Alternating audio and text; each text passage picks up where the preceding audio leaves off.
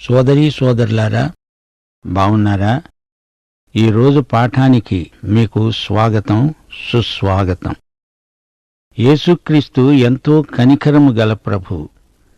క్రీస్తు మనుష్య కుమారుడు, ఆయన దేవుని కుమారుడు.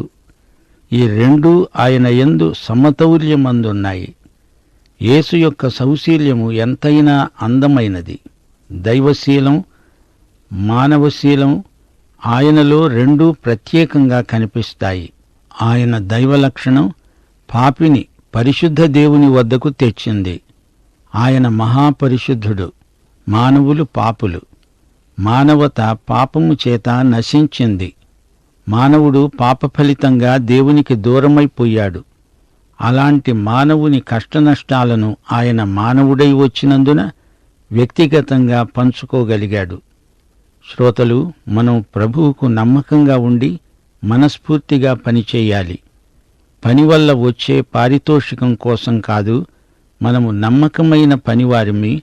మనం జీవితకాలమంతా విద్యార్థులమే. జీవితమంతా నేర్చుకుంటూనే ఉంటాము. అభివృద్ధి సాధించాలి. యావజ్జీవ విద్యార్థులం. దేవుణ్ణి ప్రేమించేవారందరూ మనకు స్నేహితులై ఉండాలి. భక్తి లేని వారితో ముఖపరిచయం చాలు, వారితో గాఢ స్నేహం చేయకూడదు. మన భవిష్యత్తును ఏ రోజుకా రోజు మనం నిర్మించుకుంటూనే ఉంటాము. దైవసేవకులతో సంబంధ సహవాసాలు యువకులకు ఎంతో అవసరం. మన ప్రార్థన భాషలో శక్తి ఉత్పాదన అవుతుంది. సర్వకాల సర్వావస్థల్లో గుండె నిండా ప్రార్థన ఉండాలి. దశమ భాగాలు క్రమంగా చెల్లించాలి. ఇది విత్తనం వేయటం లాంటిదే. విత్తనాలు మంచి భూమిలో వెయ్యాలి. బోధించేటప్పుడు దైవ సేవకుని ముఖం మీద చిరునవ్వు తొణికిసలాడుతూ ఉండాలి. పరలోకాన్ని గురించి మాట్లాడేటప్పుడు మందహాసం, నరకాన్ని గురించి మాట్లాడేటప్పుడు మామూలు ముఖం చాలు. వివాహంలో పెళ్లి కుమారుడు, పెళ్లి కుమార్తె ఒకరినొకరు ఎన్నుకునేటప్పుడు ఆధ్యాత్మిక విలువలను మనస్కరించాలి. దేవుని చిత్తప్రకారం సరైన వ్యక్తిని ఎన్నుకోగలగాలి. కుటుంబాన్ని గురించి దేవుని ప్రజలు జాగ్రత్త, శ్రద్ధ వహించాలి. భార్యా పిల్లల పోషణ బాధ్యతను విస్మరించకూడదు, సంరక్షించాలి. రాజులాగా భర్త కుటుంబాన్ని కాపాడాలి. ప్రవక్తలాగా వారిని హెచ్చరించాలి. వారి ఆధ్యాత్మిక అక్కరలు తీరేలా చూడాలి.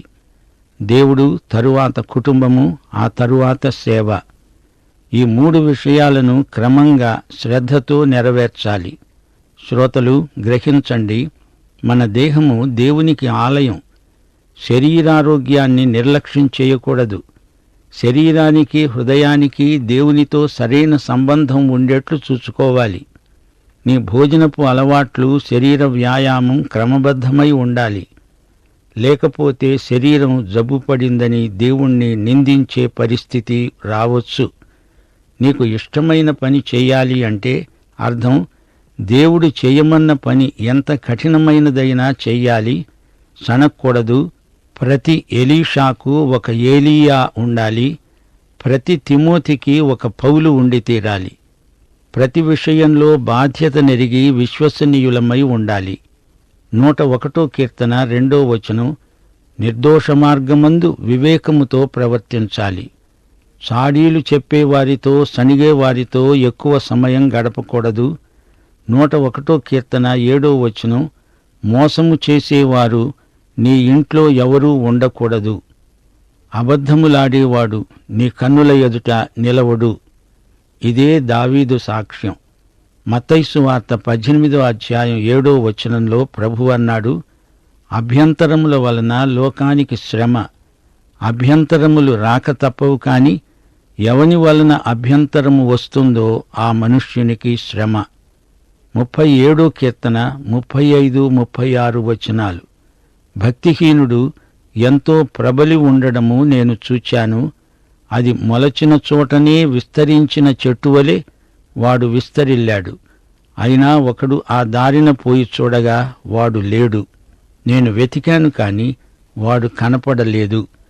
నీవు దావీదులాగా ఉండాలి గాని అబ్షాలోములాగా ఉండకూడదు.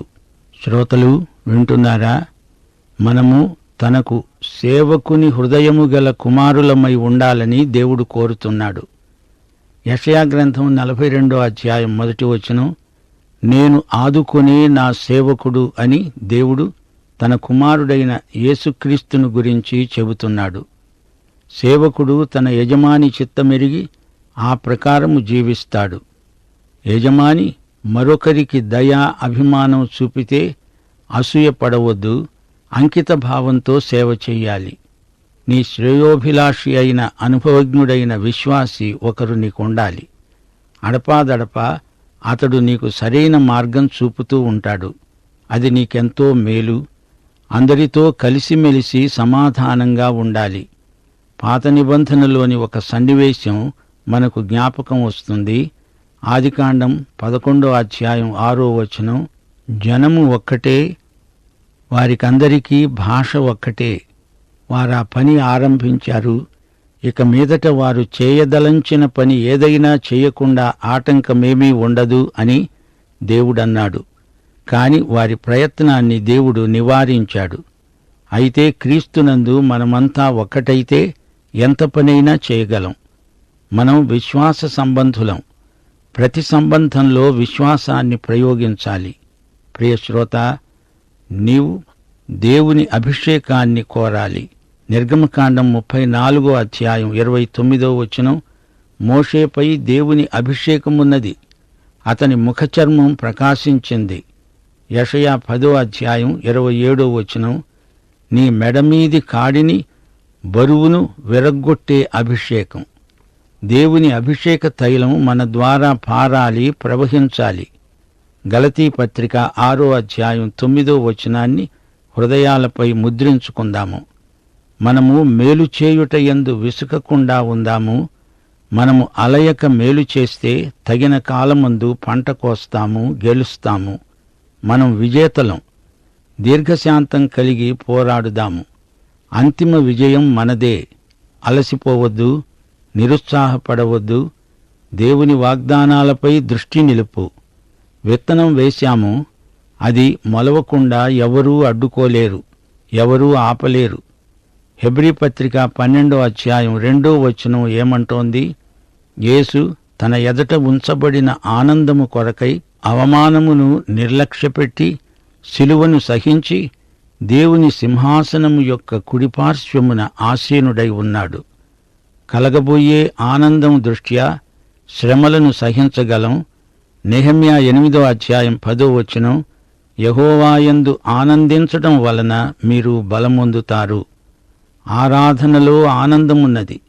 దేవుని వాక్యం హృదయంలో ఉంటే అక్కడే స్తుతి ఉంది. శ్రోతలు రండి, ప్రార్థన చేసుకుందాము. దేవా, తండ్రి, కృపామయ, నీకు మా హృదయపూర్వకమైన కృతజ్ఞతలు. దేవా, నీ నోటి నుండి వెలువడే ప్రతి మాట మమ్ములను బ్రతికిస్తుంది. నీ వాక్కు నిర్మలం. నీవు యథార్థవంతుడవని, నీ నోటి నుండి వెలువడే వాక్కు నిష్ఫలముగా నీ వద్దకు మరలి రాదని, అది నీకు అనుకూలమైన దానినే నెరవేరుస్తుందని నమ్ముతున్నాము. మా దేశమందలి సంఘాలను, సంఘ బిడ్డలను, పరిచారకులను, నాయకులను ఆశీర్వదించండి. సంఘ కాపరులపై నీ ఆత్మాభిషేకముంచు ప్రభు. మా దేశమును, దేశ ప్రజలను, పరిపాలకులను ఆశీర్వదించు. వారిని నీ మహిమార్థమై శాంతి సమాధానములిచ్చి కాచి కాపాడు తండ్రి. సంఘము దేశమంతటి కొరకు ప్రార్థించే నైతిక బాధ్యతను కలిగి దేశానికి తానే ఆశీర్వాదమై ఉండునట్లు దీవించండి. సంఘ సాక్ష్యము భూదిగంతాల వరకు వ్యాప్తి చెందాలని ప్రార్థిస్తున్నాము. బీదరికము నుండి ప్రజలకు విడుదల ప్రసాదించండి. గ్రామీణ ప్రజలను ప్రత్యేకముగా సంధించండి. విద్యార్థులను, ఉపాధ్యాయులను, కార్మికులను, కర్షకులను, అధికారులను, ఆయా ప్రజా సంస్థలతో పనిచేస్తున్న వారిని, ఆస్పత్రులలో సేవ చేసే వైద్యులను, నర్సులను ఆశీర్వదించండి. విదేశాలలో ఉన్న సువార్తికులను కాపాడండి. నేటి వాక్య అధ్యయన ఆశీర్వాదములు మాకు సమృద్ధిగా అనుగ్రహించుమని, సైతానీయమైన అంధకార శక్తులను లయపరుచుమని యేసుక్రీస్తు వారి దివ్యనామమున ప్రార్థిస్తున్నాము తండ్రి. ఆమేన్. సోదరీ సోదరులారా, ఈరోజు మన పాఠం ఆదికాండం 44 అధ్యాయం 10వ వచనం నుండి 45వ అధ్యాయం 8వ వచనం వరకు. గృహ నిర్వాహకుడు వారి సంచులను సోదా చూస్తున్నాడు. వారు త్వరపడి ప్రతివాడు తన గోనెను కిందికి దించి విప్పాడు. ఆ గిన్నె బెన్యామీను సంచిలో గృహ నిర్వాహకునికి దొరికింది. వారు తమ బట్టలు చింపుకొని ప్రతివాడు తన గాడిద మీద గోనెలు ఎక్కించుకొని తిరిగి పట్టణానికి వచ్చారు. గమనించాలి, యోసేపు అంతకు ముందే గృహ నిర్వాహకుని చేత ఆ గిన్నెను బెన్యామీను సంచిలో పెట్టించాడు. ఆ గిన్నె ఎప్పుడైతే దొరికిందో అప్పుడు వారికి మతిపోయింది. బట్టలు చించుకుంటున్నారు అనగా అది మనస్తాపానికి గుర్తు. అంగలార్చేవారు యూదులలో ఎవరైనా బట్టలు చింపుకుంటారు, బూడిద నెత్తిన పోసుకుంటారు, ప్రలాపిస్తారు. ఇప్పుడు అందరూ తిరిగి పట్టణానికి వచ్చారు. బెన్యామీను లేకుండా వారు కనానుకు ఎలా వెళ్ళగలరు? తిన్నగా యోసేపు దగ్గరికి వచ్చారు. ఆయన ఎదుట సాష్టాంగపడుతున్నారు. వారి మనస్సులు కుంగిపోయినాయి. మనోవేదనతో ఎంతో బాధపడుతున్నారు. అప్పుడు యూదా, అతని సహోదరులు యోసేపు ఇంటికి వచ్చారు. అతడింకా అక్కడనే ఉన్నాడు గనుక వారు అతని ఎదుట నేలపై సాష్టాంగపడ్డారు. అప్పుడు యోసేపు అన్నాడు, మీరు చేసిన ఈ పని ఏమిటి? నా వంటి మనుష్యుడు శకునం చూచి తెలుసుకుంటాడని మీకు తెలియదా? అప్పుడు యూదా అన్నాడు, ఏలినవారితో ఏమి చెప్పుకోగలం? ఏమంటాము? మేము నిర్దోషులమని ఎలా కనపరచగలం? దేవుడే నీ దాసుల నేరం కనుగొన్నాడు. మేము ఎవరి వద్ద ఆ గిన్నె దొరికిందో వాడు ఏలిన వారికి బానిసలమవుతాము. యోసేపు అన్నాడు, అలా చేయడం నాకు దూరమవునుగాక. ఎవరి చేతిలో ఆ గిన్నె దొరికిందో వాడే నాకు దాసుడవుతాడు. మీరు మీ తండ్రి వద్దకు సమాధానంగా వెళ్ళండి. గమనించాలి, యూదా ముందుకు వచ్చి మాట్లాడుతున్నాడు. అతని మాటలు సహేతుకమైనవి, అర్థవంతమైనవి. ఈ సందర్భంలో మా శ్రోతలు ఒకటి గ్రహించాలి. యూదాగోత్రం నుండే రక్షకుడైన యేసు రావలసి ఉంది. యూదా మాట్లాడిన ప్రతి మాట మన హృదయాలను కదిలిస్తున్నది. యూదా తన సోదరుల పక్షాన మాట్లాడుతున్నాడు. దయనీయమైన తమ స్థితిని వివరిస్తున్నాడు. ఏలినవాడా, ఒక్క మనవి, ఒక్క మాట. ఏలినవారైన తమతో తమ దాసుడు చెప్పుకుంటున్నాడు. తమ కోపం తమ దాసుని మీద రగులు కొనకుండునుగాక. తమరు ఫరో అంతవారు గదా. గమనించాలి, యోసేపు వారి వైఖరి పరీక్షిస్తున్నాడు. వీరికి నిజంగా తమ సోదరుడైన బెన్యామీను మీద ప్రేమ ఉన్నదా? ఆ సంగతి తాను తెలుసుకోవాలి. ఒకప్పుడు తనను బానిసను చేసి అమ్మేశారు. ఇప్పుడు బెన్యామీనును కూడా అలా చేయడానికి వీరు ఇష్టపడతారా? అందుకే ఈ కఠిన పరీక్ష పెడుతున్నాడు. బెన్యామీనును ఇక్కడే ఉంచిపోండి, అతడు నాకు బానిసవుతాడు అని చెబుతున్నాడు. నేరస్తుడు బెన్యామీనే గదా, అతడుంటే చాలు, మీరందరూ మీ తండ్రి వద్దకు వెళ్ళిపోవచ్చు అంటున్నాడు. యూదా యోసేపును గురించి ఒక్క మాట అన్నాడు, మీరు ఫరో అంత గొప్పవారు కదా. నిజం, యోసేపు ప్రస్తుతం ఫరో తరువాత ఫరో అంతటివాడు. ఎంత గొప్ప పదవో చూడండి. యూదా మాట్లాడుతున్నాడు, అయ్యా, ఏలినవారైన తమరు మా తండ్రిని గురించి సహోదరులను గురించి అడిగారు. తమ దాసులమైన మేము విన్నవించుకున్నాము.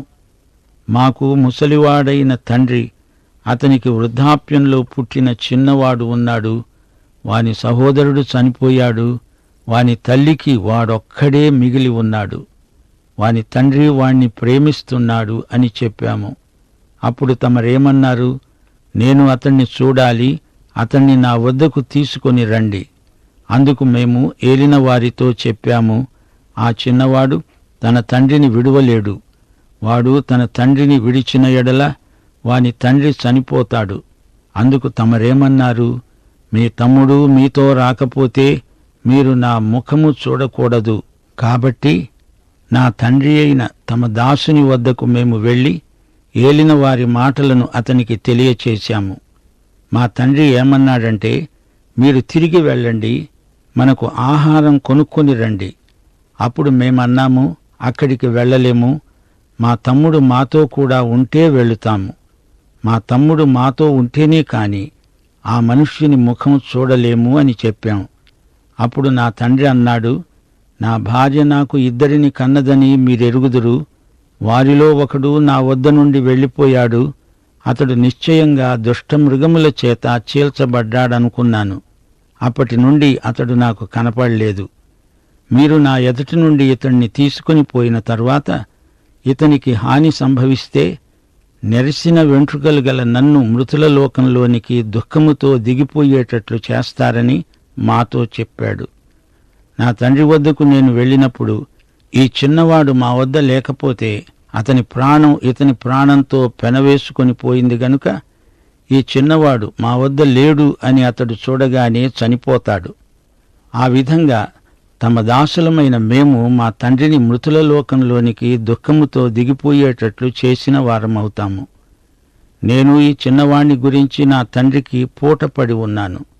నా తండ్రికి చెప్పాను, అతణ్ణి నీ వద్దకు నేను తీసుకురాకపోతే తండ్రి, నీ దృష్టియందు ఆ నింద నా మీద ఎల్లప్పుడూ ఉంటుంది. కాబట్టి తమ దాసుడినైన నన్ను ఈ చిన్నవానికి బదులుగా ఏలిన వారికి దాసునిగా ఉండనిచ్చి ఈ చిన్నవాణ్ణి తన సహోదరులతో వెళ్ళనీయండి. ఈ చిన్నవాడు నాతో కూడా ఉంటేనే కాని నా తండ్రి వద్దకు నేను ఎలా వెళ్ళగలను? వెళితే నా తండ్రికి వచ్చే అపాయం చూడవలసి వస్తుంది. సోదరీ సోదరులారా, యూదా మాటలు విన్నారు కదా. తమ వృత్తాంతమంతా తిరిగి ఏకరువు పెడుతున్నాడు. తన తండ్రి మనోభావాలు ఎలా ఉంటాయో తేటగా వివరిస్తున్నాడు. అసలు సంగతి ఏమిటంటే, తండ్రి మోసపోయాడు, దానికి తామే బాధ్యులు. యోసేపు కనాను దేశాన్ని విడిచి వచ్చినప్పటి నుండి తన తండ్రికి ఏమి జరిగిందో యూదా పూసగుచ్చినట్లు తెలియజేస్తున్నాడు. ఆ సహోదరులలో ఒక్కడు కూడా ఇంతగా విస్తరించి మాట్లాడి ఉండలేదు. నా సహోదరులలో ఒకడు లేడు అంటున్నారే కాని చనిపోయాడు అని తమ తండ్రి అనుకున్నట్లు చెప్పలేదు. ఇందులో మరో సత్యాన్ని మనం గుర్తించాలి. యాకోబు కృపలో ఎదుగుతున్నాడు, కాని ఇంకా పరిపక్వత వచ్చినట్లు కనిపించటం లేదు. బెన్యామీను మీద పూర్తిగా ఆధారపడి ఉన్నాడు. దేవుని యందు పరిపక్వమైన విశ్వాసం ఇంకా అతనికి అలవడలేదు. బెన్యామీనుకు ఏదైనా జరిగితే తాను చస్తానంటున్నాడు. అది ఏపాటి విశ్వాసం? పరిపక్వత నిరీక్షణలోనే రుజువుకు వస్తుంది. యాకోబుకు అంతటి పరిపక్వత రాలేదు గనుకనే బెన్యామీను చస్తే నేను చస్తాను, దుఃఖముతో నెరిసిన తలతో సమాధిలోనికి దిగిపోతాను అంటున్నాడు. సోదరీ సోదరులారా, గ్రహించారా? యోసేపు కథలో నుండి విశ్వాస పాఠాలు నేర్చుకోండి. మన ప్రియులలో ఎవరైనా చనిపోతే అది మన విశ్వాసానికి పరీక్షగా భావించాలి. అంతేకాని గుండె చెదరి గగ్గోలు పెట్టకూడదు. నీ సమీప బంధువు లేదా నీ కుటుంబ సభ్యుడు చనిపోతే అప్పుడు నీ వైఖరి ఎలా ఉంటుందో ఇప్పుడే ఊహించుకో. దేవుని బిడ్డలు పరలోకంలో ఒకానొక రోజు కలుసుకుంటారు కదా. ఇక్కడ తాత్కాలికమైన ఎడబాటు మన విశ్వాసాన్ని అది బలహీనపరచకూడదు గదా. మనం విశ్వాస ప్రాతిపదిక మీద నడవాలి. అట్టి స్థితికి యాకోబు ఇంకా రాలేదు. కృపలో ఎదుగుతున్నాడు నిజమే గాని నిరీక్షణలో ఇంకా వెనకబడి ఉన్నాడు. యూదా తన మాటల సందర్భంలో తన తండ్రిని గురించి మంచి మాటలు పలికాడు. తండ్రి పట్ల తన ప్రేమను వ్యక్తపరిచాడు. తన తండ్రి వృద్ధుడు, అవసాన దశలో ఉన్నాడు. ఇప్పుడు ఆయనను ఏమాత్రమూ దుఃఖపెట్టకూడదు. మిగతా సోదరులు కూడా అలాగే అనుకుంటున్నారని యూదా మాటలను బట్టి మనకు అర్థమవుతుంది. మేమంతా మీకు దాసులమవుతాము, అంతేకాని బెన్యామీను లేకుండా మా తండ్రి దగ్గరకు మాత్రం మేము వెళ్ళలేము అని ఖండితంగా చెప్పేశారు. సోదరీ సోదరులారా, ఈ యూదాగోత్రంలో నుండే ఒక ఆయన వచ్చాడు. ఈయన యూదాగోత్రపు సింహం. ఈయనే ప్రభువైన యేసుక్రీస్తు. పాపుల యొక్క పాపానికి రావలసిన శిక్షను తనే భరించాడు. మానవులందరి రోగాలను వహించాడు.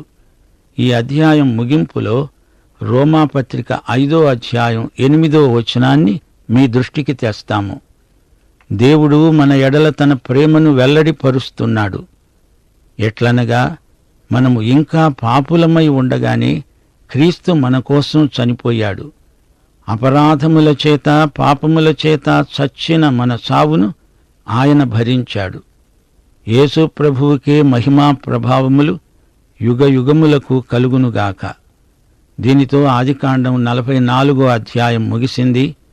ఇప్పుడు మనం 45వ అధ్యాయంలోకి వస్తున్నాము. యోసేపు కథ ఇందులో ఇంకా కొనసాగుతున్నది. ఈ అధ్యాయంలో యోసేపు తనను తాను సహోదరులకు బయలుపరుచుకున్నాడు. నేనే యోసేపును అని తన సహోదరులకు తనను తాను చూపుకున్నాడు. ఆ క్షణంలో వారందరి మనోభావాలు ఎలా ఉన్నాయో ఊహించండి. ఇప్పుడు 45వ అధ్యాయం 1వ వచనం నుండి వినండి. అప్పుడు యోసేపు తన వద్ద నిలిచిన వారందరి ఎదుట తనను తాను అణుచుకోలేకపోయాడు. బిగ్గరగా అన్నాడు, నా వద్ద నుండి ప్రతి మనుష్యుణ్ణి వెలపలికి పంపేయండి. యోసేపు తన సహోదరులకు తనను తాను తెలియచేసుకొన్నప్పుడు ఎవరూ అతని వద్ద నిలిచి ఉండలేదు. అతడు ఎలుగెత్తి ఏడవగా ఈజిప్టు వారు, ఫరో ఇంటి వారందరూ అతడి ఏడ్పు విన్నారు. అక్కడికక్కడే యోసేపు ఒక్క పెట్టున భోరున ఏడవసాగాడు. ఎందుకేడుస్తున్నాడో యోసేపునకు మాత్రమే తెలుసు, మరి ఎవరికీ తెలియదు. అతని సోదరులకు అసలే అర్థం కాలేదు. సేవకులకు బొత్తిగా అర్థం కాదు. ఇక ఒక్క క్షణం కూడా యోసేపు సత్యాన్ని దాచిపెట్టలేకపోయాడు. తన సహోదరులకు పెట్టిన పరీక్ష చాలు, ఇంకా తాను దాపరికంలో ఉండిపోవలసిన పనిలేదు. సోదరీ సోదరులారా, ఈ సందర్భంలో మనం యేసు ప్రభువును గురించి కొన్ని మాటలు చెప్పుకోవాలి. యేసు ప్రభు త్వరలో రాబోతున్నాడు, తప్పక వస్తాడు. తన సహోదరులకు తనను తాను ప్రత్యక్షపరుచుకుంటాడు. ఆయన సహోదరులు యూదులే. యోహాను సువార్త 1వ అధ్యాయం 11వ వచనం ప్రకారం యేసు తన స్వకీయుల వద్దకు వచ్చాడు. ఆయన స్వకీయులు ఆయనను అంగీకరించలేదు. ఆయన మొదటిసారి వచ్చినప్పుడు ఆయన సోదరులే ఆయనను తిరస్కరించారు. అంతేకాదు, ఆయనను సిలువకు అప్పగించారు. అయితే ఆయన రెండోసారి రాబోతున్నాడు. అప్పుడు తన వారికి తనను తాను ప్రత్యక్షపరుచుకుంటాడు. జకర్యా 13వ అధ్యాయం 6వ వచనం మరొకసారి మీకు జ్ఞాపకం చేస్తాము. నీ చేతులకు గాయాలేమిటి అని వారు అడిగితే ఆయన అంటాడు, ఇవి నన్ను ప్రేమించిన వారి ఇంట నేను ఉండగా నాకు కలిగిన గాయాలు. యేసుక్రీస్తు ఆ రోజున పాపమును అపవిత్రతను పరిహరించడానికి దావీదు సంతతి వారి కోసం, యెరూషలేము నివాసుల కోసం తీయబడిన ఊట యేసు ప్రభువుకు ఆయన సహోదరులకు మధ్య జరగబోయే వ్యవహారమది. యోసేపు తన సోదరులకు తనను తాను బయలుపరుచుకున్నప్పుడు రాబోయే యేసు ప్రత్యక్షానికి ఇది ముందు గుర్తు అని మనం గ్రహించాలి. యోసేపు భావోద్రేకం ఎంత ఉద్ధృతమైనదో గమనించారా?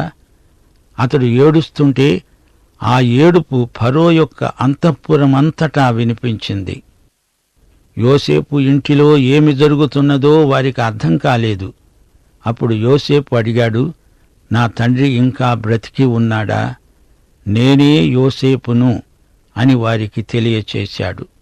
అతని సహోదరులు అతని సముఖమందు తొందరపడి అతనికి ఉత్తరం ఇయ్యలేకపోయారు. అవాక్కైపోయారు. యోసేపు సోదరులు భయంతో నిండిపోయారు. 25 సంవత్సరాల క్రిందట తాము చూచిన తమ సోదరుడు ఇతడే అని తెలిసినప్పుడు వారెంతో కంగారు పడిపోయారు. ఆ రోజున వారు అతణ్ణి ఇష్మాయేలీయులకు అమ్మివేశారు. అయితే ఇప్పుడు తమ మీద యోసేపు పగపట్టి కక్ష సాధిస్తాడేమో అని భయపడిపోతున్నారు, అదిరిపడ్డారు. అంతట యోసేపు తన సహోదరులను దగ్గరికి రమ్మని పిలుచుకున్నాడు. వారు అతనికి దగ్గరగా వచ్చారు. అప్పుడతడు అన్నాడు, ఈజిప్టుకు రావడానికి మీరు అమ్మివేసిన మీ సహోదరుడైన యోసేపును నేనే మీ సహోదరుణ్ణి అని యోసేపు చెప్తున్నాడు. ఈ మాటలో యోసేపు ఉద్రేకం వ్యక్తమవుతున్నది. అతనిలో కోపం ఏమాత్రమూ లేదు. అతనిది కక్ష సాధింపు మనస్తత్వం కాదు.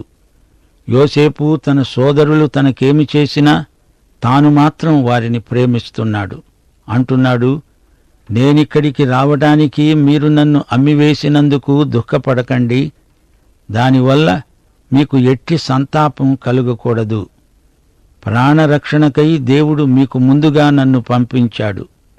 దేవుడు అనుమతించబట్టే ఇదంతా జరిగింది అంటున్నాడు యోసేపు. దేవుడు యోసేపు జీవితంలో తన చిత్తం నెరవేర్చుకుంటున్నాడు. యోసేపు అన్నాడు, 2 సంవత్సరాల నుండి కరువు దేశంలో ఉన్నది. సేద్యమైనా కోతయైనా లేని సంవత్సరాలు ఇంకా 5 వస్తాయి. నేను మిమ్మును పోషిస్తాను, కంగారు పడకండి. పాఠం ఇంతటితో సమాప్తం.